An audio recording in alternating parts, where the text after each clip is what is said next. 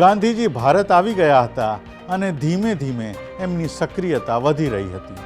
છેલ્લા ઘણા વર્ષોથી કોંગ્રેસમાં બે ભાગલા હતા, નરમ દળ અને ગરમ દળ.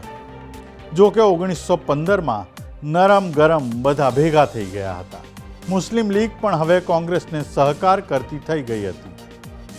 મુસ્લિમ લીગનું સુકાન મોહમ્મદ અલી ઝીણાએ સંભાળ્યું હતું.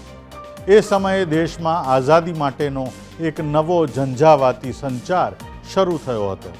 વલ્લભભાઈ પટેલ 1915થી જ ગુજરાત સભાના સભ્ય બનેલા, પણ તેઓ કોઈપણ રીતે સક્રિય નહોતા થયા. ગુજરાત સભાએ બોલાવેલી પ્રાંતિક રાજકીય પરિષદોમાં વિઠ્ઠલભાઈ ભાગ લેવા જતા ત્યારે વલ્લભભાઈ એક નાના ભાઈ તરીકે માત્ર મૂક પ્રેક્ષક બનીને રહેતા. આવી રાજકીય પ્રવૃત્તિઓમાં વલ્લભભાઈને ઝાઝો રસ પણ પડતો નહીં.